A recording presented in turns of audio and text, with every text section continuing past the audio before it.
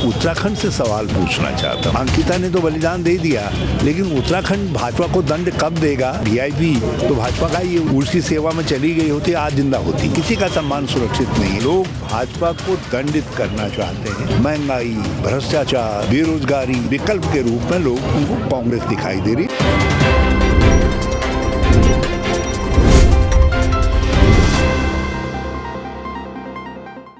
उत्तराखंड के पूर्व मुख्यमंत्री और कांग्रेस के वरिष्ठ नेता हरीश रावत जो है इस वक्त हमारे साथ मौजूद हैं। सर, चुनाव जो है बिल्कुल चरम पर है, प्रचार प्रसार जो है सारी पार्टियां जोरों शोरों से कर रही हैं। क्या लग रहा है इस बार प्रदेश की जनता जो है किस ओर जाने वाली? लोग भाजपा को दंडित करना चाहते हैं क्योंकि ये मदमस्त हो गए हैं। दिल्ली में भी, देहरादून में भी लोगों ने इनकी सरकार बना दी, लेकिन अब लोग अपनी समस्या व अपने लिए वोट देना चाहते हैं। महंगाई, भ्रष्टाचार, बेरोजगारी जो निरंतर ऊपर को बढ़ रही है, शहरी व्यवस्थाएं बिल्कुल अव्यवस्थाओं में परिणित हो गई है। महिला सम्मान, इनके राज्य में किसी का सम्मान सुरक्षित नहीं है। इन प्रश्नों पर लोग वोट करना चाह रहे हैं और विकल्प के रूप में लोग उनको कांग्रेस दिखाई दे रही है। हमारा बहुत अच्छा ट्रैक रिकॉर्ड है नगरीय व्यवस्था में, नगर निकायों के चुनाव में हमारे लोगों ने बहुत अच्छा काम किया है। नगर निकायों में लोग ये कहते हैं कि उस युग को, उस समय को वापस लाना है और लोग कांग्रेस को जिताना चाहते हैं।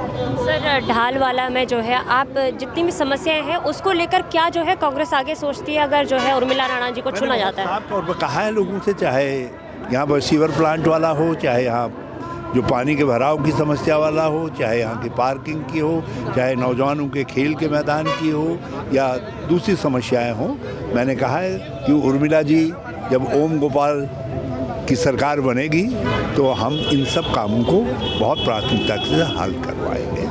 सर, अगर हम देखें नगर निगम ऋषिकेश में जो है जनता जो है थोड़ा नाखुश नज़र आती है क्योंकि कांग्रेस ने जो है पहाड़ी मूल के व्यक्ति को टिकट नहीं दिया। इस वजह से थोड़ा नज़र जो है व्यक्ति जो जनता है वो नाखुश नज़र आ रही है। हम तो यहाँ तो एक छोटा हिंदुस्तान है, तो इस छोटे हिंदुस्तान में हमको बड़े दिल से बात करनी पड़ेगी। उर्मिला राणा कौन है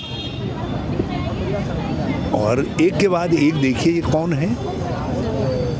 तो उत्तराखंड जो है पहाड़ और ये भाबर तराई, इस मैदान, इसको लेकर के बना है उत्तराखंड। तो हम एक समन्वित सोच हमने रखी है और मुझे विश्वास है कि लोग कांग्रेस की समन्वित सोच को वोट देंगे और अच्छे उम्मीदवार दिए हमने, उनको वोट देंगे। सर, जो 1+1 की आपने बात की है, थोड़ा विस्तार से बता सकते हैं 1+1 क्या कहना है? नहीं, मैंने तो यूँ कहा, उर्मिला जी तो लगी रहती हैं, उनकी पृष्ठभूमि वो 2 बार बीडीसी रही है, ब्लॉक प्रमुख का चुनाव लड़ी है, उनके ससुर जो है भी जो है ग्राम प्रधान रहे हैं, मतलब सामाजिक पृष्ठभूमि है।